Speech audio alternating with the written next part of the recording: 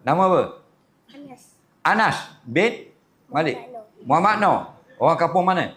Dulu. Dung. Darjah berapa? Dulu. Jah 2. Sekolah mana? Sekolah SK Sura. Kismih. SK Sura. SK Sura. Sekolah Kebahasaan Sura. Okey. 8 tahun. Okey. Kelas darjah apa? 8 apa? Madani ke apa? Al-Baitar. Al-Baitar. Molek sungguhlah. Besar lagi nak jadi apa? Saintis. Saintis. Amin ya rabbal alamin. Okey, soalan dia. Kalau kita tengah semayang tapi tiba-tiba ada nyamuk datang kat kita nak ketik kita. Lepas tu kita macam kena terganggu lah. Lepas tu kita macam nak tepuk. Tapi dia lain lepas tu pergi balik. Lepas tu kita tepuk. Kena tak tepuk? Tak. Tak kena. Macam dia Okey, soalan ni batal tak semayang kita? Bagus adik ni. Dia tanya hal semayang.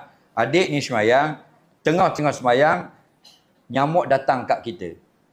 Nyamuk tu datang, dia duduk sebelah kanan.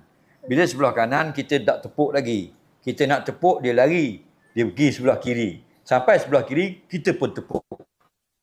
Kerana cepatnya kita tepuk, tak kena. Kita pun simpan balik tangan di bawah ini. Pokoknya tak batal. Okey, yang batal pergerakan yang banyak. Itu batal. Kenapa? Ia kerana ifsadun nazmi solat, perbuatan yang banyak begitu sudah menunjukkan orang ini sudah tidak berminat dengan sembahyang. Jadi hukum memukul binatang di dalam sembahyang adalah harus. Tapi dengan tidak perbuatan yang banyak. Bahkan Nabi pesan, bunuhlah di dalam sembahyang 2 binatang hitam. Apa dia binatang hitam? Yang pertama, ular berbisa. Kita jadi imam, datang ular terus depan, ambil kayu, pau, katok sekali. Tidak batal. Yang batal, itu batal. Pergerakan yang banyak. Okey? Yang kedua, hak ekor ada sengat. Hitam, kapal kepik. Hak lagu Still Loving You. Kau pulang apa? Scorpion. Color the king. Faham? Maksudnya, bukan 2 itu saja khususiah.